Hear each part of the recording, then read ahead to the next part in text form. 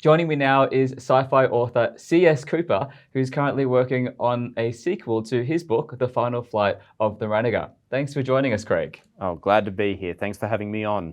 Anytime. So let's get straight into it. So at Ion Sci-Fi, we focus a lot on screen movies and television, but could you tell us about how important novels are to sci-fi? Well, I'd say they're really important because, like with the recent success of the new Dune adaptation, Dune started as a story a guy visioned in his head, and simply using pen and paper, or probably a typewriter in his case, he created this world through words. Now, anyone can do that, but it takes that seed, it takes that and plants the seed of what becomes massive visual representations of these invented worlds. And so you'd say, even if it's not a novel, if it's a screenplay someone's written, it's still entire worlds made out of words. And so, yeah, I'd say it's extremely important. And as a writer, how would you describe your sci-fi to a new reader? That's actually a very good question, because I never thought of that. Usually, when I was first learning how to sell my book, I simply called people over and say, hey, this is my sci-fi fantasy novel. Have a look and check it out. But one of my friends read it, and one of the things she described it as, and it was quite interesting, she said, it doesn't feel like regular sci-fi. It doesn't feel like sci-fi. This feels like something completely different. It feels almost like Firefly, but in the outback. And so a lot of people who read it, they describe it as feeling very different from the sci-fi they're used to. So I don't know, maybe I've created a whole new way of writing the genre. Now, there are two existing genres that often go head to head and that fans kind of debate about, which are sci-fi and fantasy. So in your work, how do those two worlds kind of combine? So the way I usually delineate them is, I say the more speculative a science fiction story is, the more fantastical it is. So the closer to fantasy it becomes. So, for example, you take the movie The Martian, right? You look at that movie, and even the big science fiction and science gurus like Neil deGrasse Tyson, they'll look at that and they will say, yes, this story is completely possible. It is fully possible to happen in our world with the current technology we have. You just need the manpower and the drive to do it.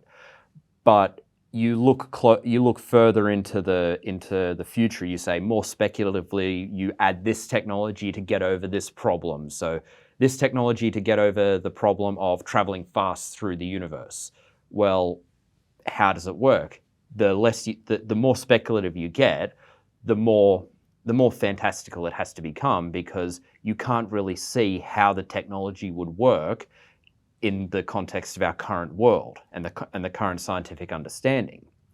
And you might say, well, what about wizards and goblins and ogres? And there's a book on world building that I utilized a great deal when working on my invented universes. It's called The Planet Construction Kit by a man named Mark Rosenfelder. And one of the things he talks about is, how do you distinguish magic from technology? Is magic something innate and spiritual to how people work, or is it some kind of knowledge about the natural world that people can take advantage of that looks like they're just waving a wand? Well, that's the thing. You can consider magic a form of technology that we simply don't understand. Like, I think I can't remember who quoted it, but like they say, sufficiently advanced technology is indistinguishable from magic. And so I think even when it comes to wizards and goblins and ogres, or Jedi and the I can't remember the terms, but the people in the navigators in Dune, they've got kind of magical abilities because they're able to see the universe and navigate. Well, it's still the same thing. It's still a form of technology. We just don't understand it. Or even the Ori in Stargate. You think about them. They're practically godlike beings, but they're not gods. They just have a greater understanding of the universe. That kind of thinking that you had in regards to the sci-fi and fantasy lines crossing, I feel like those were applied to your Axum series of books. Yeah. And you created a world with those books. What were the kind of challenges when you were building it from scratch, this entire universe? So I've got two universes that I'm writing stories within. So the first book I published was Final Flight of the Runagr, and that is set in an invented universe that I've been working on since I was 12 years old. And that has elements of, well, Star Wars and, yes, Legend of Zelda, video games that I played as a child, and it's sort of amalgamated into, as I learnt more about science and I learnt more about this idea of having consistent rules that your universe plays by, it sort of became the world that it is now. And so I call that sci-fi fantasy because it has fantastical elements, but I've tried to incorporate real life technology into it as well. Whereas with the Axum saga, that was a small series of books written while I was getting Runagr ready for publication. And essentially, I took 3 different Japanese comic books that I really liked, adapted them to different parts of the world. One of them I set in Australia, in Wollongong, of all places. And I merged them into a shared universe using H.P. Lovecraft as the glue.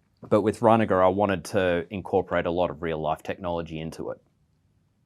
And in terms of, when you were creating those technologies and kind of expanding on them, how much research did you have to do and looking into all that kind of stuff? Well, it was quite a bit of research. So, for starters, the story starts not on the Runagr, which is a derelict, well, it's a legendary starship, but because it's so ancient, it's had to have other ships tacked onto it.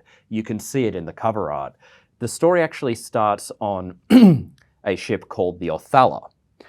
And it's what's called an O'Neill cylinder, where it's a long cylinder that's spinning to simulate gravity, and people build and live like as if they're living on a planet on the inside of that cylinder. And for that, I took inspiration from an anime called Macross Frontier, which was, it came out in 2008, 2009, and I really enjoyed that one. But in that, there's a ship that has it's constantly recycling biomatter, it's constantly recycling water and air. It's a self-contained ecosystem, and I really liked that concept. And I wondered, has this sort of thing been attempted in real life? So I read stories about experiments that were carried out on this kind of thing, like Biosphere 1, I believe it was called. And it was an attempt to construct a self-contained ecosystem as a model for a colony on Mars. Now, I remember reading, this is how they did the experiment, this is what they experienced, and I read about the mistakes they made, the problems they had, but by reading about that, that's how I actually came up with the premise for the start of the story of Final Flight of the Runagr.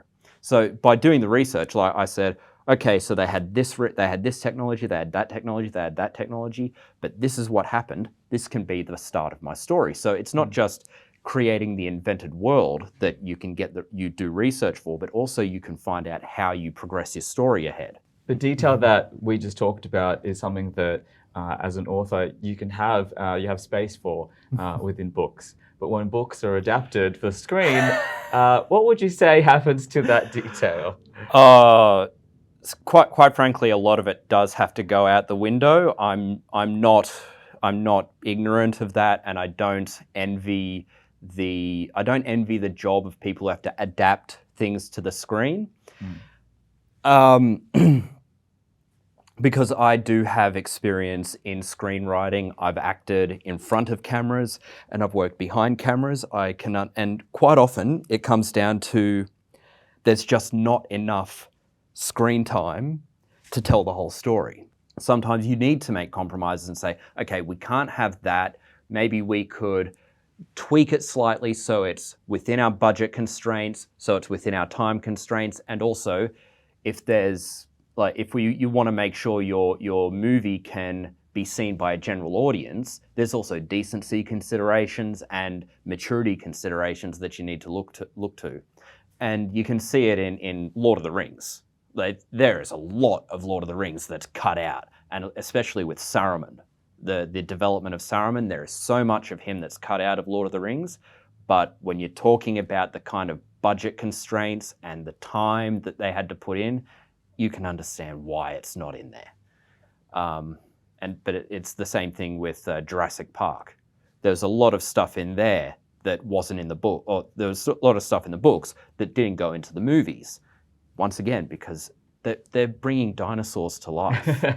Well, thank you so much for your insight and your interesting point of view. We haven't had author on before, and that's an amazing perspective to have on a sci-fi related show. So thank you so much for coming on, Craig. My pleasure, man. Thank you very much for having me on. Awesome, thank you. You can check out Craig's book at his website. The link is in the video description.